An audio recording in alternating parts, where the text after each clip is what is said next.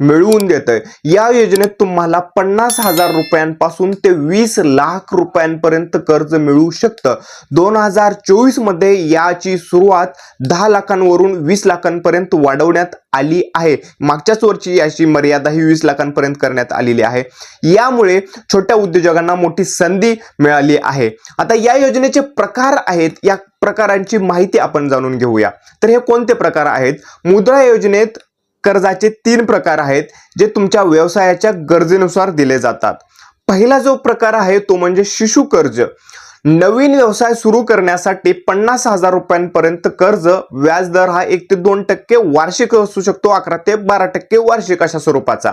तर दुसरा प्रकार आहे किशोर कर्ज। व्यवसाय वाढीसाठी 50,000 ते 5 लाख रुपयांपर्यंत कर्ज तुम्हाला दिलं जातं आणि याचा व्याजदर हा 8 ते 12% वार्षिक एवढ्यापर्यंत असू शकतो। तर तिसरा जो प्रकार आहे तो म्हणजे